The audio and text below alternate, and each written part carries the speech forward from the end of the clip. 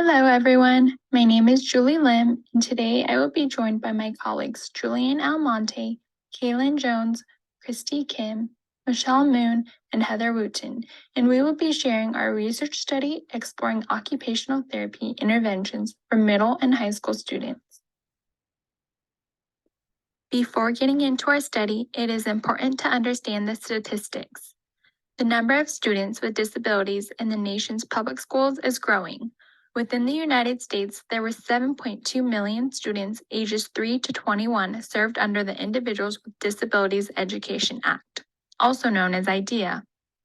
95.2% of school-age students served under IDEA are enrolled in regular schools. These statistics show the significant need for educational supports and services.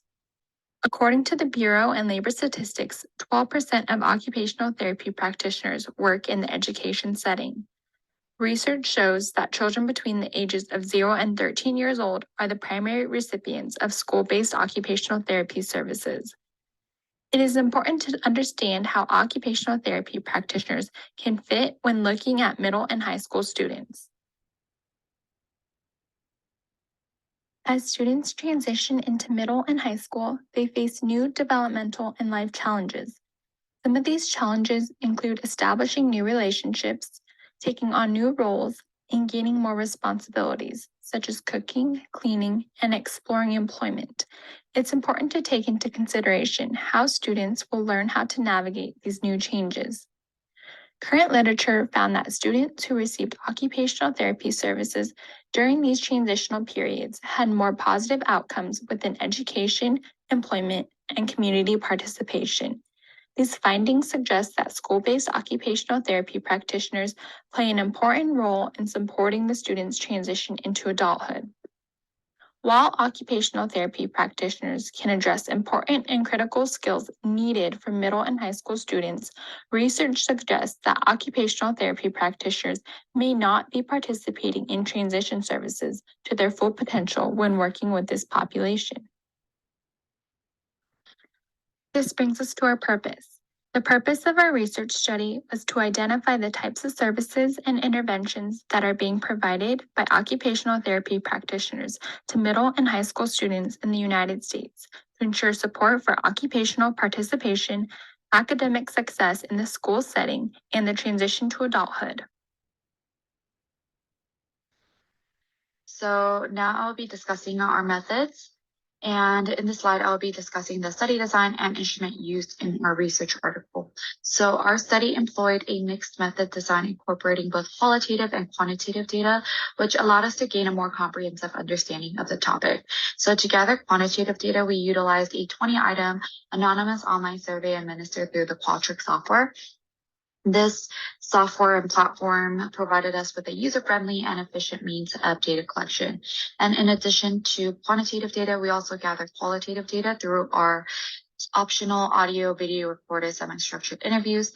The interviews consisted of 8 questions lasting between 30 to 45 minutes and were facilitated through the Zoom platform. The semi-structured nature of the interviews really allowed for flexibility while also making sure that we covered the key areas of interest. Lastly, just to note, we were able to obtain IRB approval for our study in January 2023. This approval just made sure that our research adhered to the ethical guidelines and prioritized the protection and well-being of our participants. For our research, we recruited participants between January 2023 and mid-March 2023. To reach a diverse pool of participants, we used a combination of recruitment methods. So first, we used SOVAL sampling, which involved us asking initial participants to refer potential participants. This technique allowed us to really just tap into our existing networks and expand our reach within the target population. Additionally, we also utilized digital flyers to spread the word about our study. So we sent these flyers through email to various platforms that have connections to school-based OTs. Specifically, we reached out to AOTA Commune OT Research Forum, LLU School of Allied Health Professionals, social media posts, OTAC mailing list, LOU Department of OT Fieldwork Educator list, and alumni email list, as well as district websites open to the public, such as EdJoin. So by using these platforms, it really allowed us to just reach out to a wide range of professionals within the school-based OT community and increase the likelihood of recruiting suitable participants. So now let's discuss the inclusion criteria we used to select participants for our study. So this criteria helped us to identify and select participants who met the specific requirements for our research. So in order to be eligible for participation, individuals had to meet the following inclusion criteria. So participants had to be a licensed occupational therapist or certified OT assistant currently practicing in middle school and high school school-based settings in the US. This criterion helped to make sure that our participants had the relevant professional background and experience within the specific context of interest. Additionally, participants were required to have a minimum of 1 year of experience working in a school-based setting. And this criterion allowed us to include individuals who had acquired a certain level of familiarity and knowledge specific to school-based OT. And lastly, we set an age range of 18 to 75 years to gather information from a diverse range of perspectives and experiences. In our study, we utilized two instruments, an anonymous online survey using Qualtrics for quantitative data and an optional semi-structured interview for qualitative data. The survey included items covering demographics such as educational level, region of practice, and caseload. It also included the types of interventions provided for elementary, middle, and high school students, and also questions pertaining to transitional services.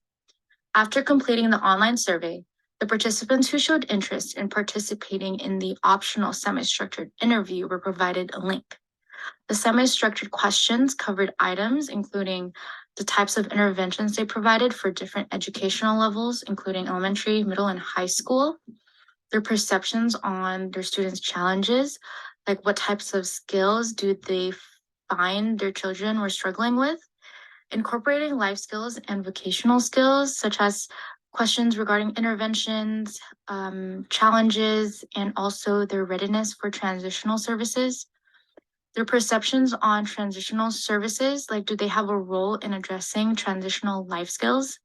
And lastly, advocacy. We asked a question pertaining to how they can address OT services as a profession to support the students' life skills. For our quantitative data analysis, our survey was exported from Qualtrics into a Microsoft Excel sheet and was cleaned before importing into SPSS.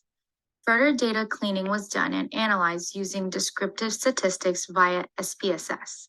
For our qualitative data analysis, we transcribed it verbatim via Zoom audio transcription and was reviewed for accuracy. Pseudonyms were used to replace the participants' names. Then the data was then analyzed into codes and themes via Deduce.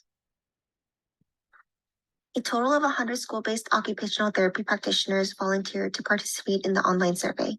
After cleaning and analyzing our data using Excel sheets and SPSS, 17 respondents were removed due to blank or incomplete responses, and 1 respondent was excluded due to not meeting inclusion criteria. Overall, 82 participants met the eligible criteria and completed the survey in its entirety. Upon completion of the survey, 13 respondents participated in the semi-structured interview. Table 1 presented on the slide shows our demographic data from the study. Questions we wanted to know were related to their current title, degree, years of experience, type of school setting, and region of practice and school description. What we gathered from the demographic data was that majority of the participants were practicing OTRs with a master's degree practicing in the West and Northeast regions. 68.3% of participants provided OT services at school districts located in the suburban area. 82.9% practice in a public school setting and have at least 5 years of experience. While many had prior experience in all grade levels, majority provided school-based OT services in an elementary school setting. From our survey, the following 3 slides depicts the top 5 interventions provided for elementary school, middle school, and high school students. A total of 15 types of OT interventions were listed for participants to select in the survey for each grade level. Table 3 presents our findings of the most frequently reported OT interventions for elementary school students. The top 5 OT interventions implemented are related to fine motor skills, sensory processing, visual motor skills, environmental modifications, attention, seating and positioning, and executive function. However, a majority of participants noted that they provided fine motor skills and sensory processing interventions for their students. Transitioning from elementary to middle school, we found a shift in types of interventions provided to the students, with occupational therapy practitioners addressing ADLs and assistive technology more frequently than in elementary school. However, occupational therapy practitioners most frequently reported addressing sensory processing and environmental modifications for the students at this grade level. While majority of occupational therapy practitioners provided similar types of interventions throughout elementary to middle school, we begin to see a shift in OT interventions upon entering high school, with a total of 51 occupational therapy practitioners reporting that they addressed vocational skills, which is profound data to understand OT's role in transitioning the students out of high school into adulthood. Additionally, our survey revealed a decrease in OT caseload from elementary to high school. As you can see in our chart, 62 out of 80 respondents reported having a caseload of 50% or higher in elementary school. As we transition to middle and high school, we see a significant drop in OT caseload, with 11 out of 78 in middle school and 10 out of 76 in high school reporting a caseload of 50% or higher. Now, moving on to our qualitative data, we've created a 3D video highlighting the various types of codes extracted from the semi-structured interview transcripts using Deduce, including the types of interventions, OT roles, the challenges and barriers encountered, and the remarkable pathways for growth within the school-based setting.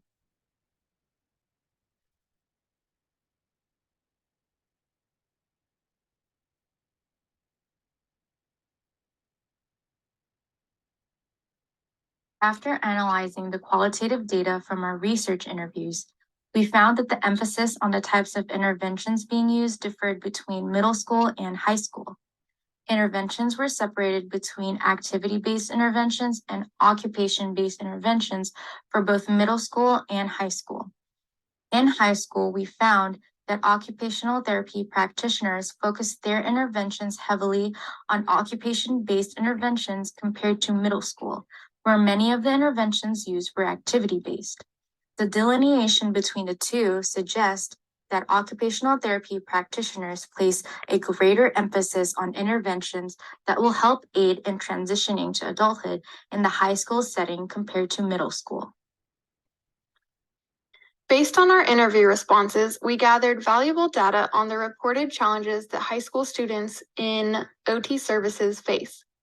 The data in this pie chart reveals that the top 3 challenges high school students face are dependency on others, functional life skills, and specific mental functions. Under the category of dependency on others, this encapsulates others not allowing the students opportunities to be independent, or students waiting for someone else to do everything for them.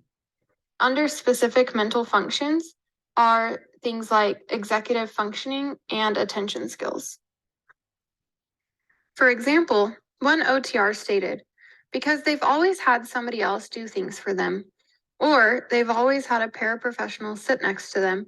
So by the time they hit 6th grade all the way to high school, they're under the impression that they can just wait it out and somebody else will do it for them. And they're usually right. The following quotes are additional challenges OTRs and OTAs have expressed through the interviews. Feel free to pause and read the rest of the quotes. Additionally, during our interviews, occupational therapy practitioners expressed barriers to providing OT services to students. The top 3 categories we found amongst the interviews included missed opportunities, school district policy and procedures, and lack of understanding of OT roles. Specifically, 28 responses fell within the missed opportunities category. Major themes under the specific category included allowing other paraprofessionals to perform our roles, occupational therapy practitioners not practicing within their full scope of practice, and a lack of carryover and consistency to support student services. A total of 32 responses were noted under the school district policy and procedure category, with major themes including having conflict with the school district, having a heavy caseload, and schools not providing enough funding and resources to enhance occupational therapy professional growth. Lastly, one major theme across all 13 participants reported having difficulty with parents, paraprofessionals, teachers, and others involved within the school district understanding the full potential of occupational therapy roles in a school-based setting. One participant reported that the biggest barrier is having to continuously explain what occupational therapy practitioners do. She said, "You always kind of have to tell people what your job is, what your role is, and what you can do, and be part of the team and be able to help with not only what they think you can help with, but with the things that you know you can help with." Feel free to pause and read other specific quotes of other barriers that occupational therapy practitioners are facing within the school setting. After analyzing the data, we noticed that occupational therapy practitioners may not be practicing within their full scope of practice in the school-based setting. This may be for many different reasons, including other professionals not understanding the full extent of what OTPs can do, or practitioners believing that they are unable or not comfortable enough to work on interventions that are not academic-based. Themes regarding barriers for providing OT services within both middle and high school settings included missed opportunities and conflict with school district policy and procedures. While we see a shift in the type of interventions provided from activity-based to occupation-based from middle school to high school, there appears to be a pre-designed paradigm limiting OTPs from practicing within their full scope of practice. They may be underrepresented within their school district, with people not acknowledging their unique role and what their scope of practice has to offer. In addition, factors related to school district policy and procedures, such as having a heavy caseload, make it challenging for OTPs to provide students opportunities to enhance their skills and unlock their full potential. The limitations in our study included that the results and data may not be a thorough representation of school-based occupational therapy practitioners, as our sample size was relatively small in both the survey and interview. Another limitation in our study was that due to the nature of the semi-structured interviews, no questions were asked regarding the frequency of occupational therapy services being provided. While some OTPs reported addressing transitional and vocational skills within the school setting, a majority of the interviewees reported barriers keeping them from reaching their full potential and encompassing the full scope of OT. Various occupational therapy interventions are implemented throughout middle school and high school.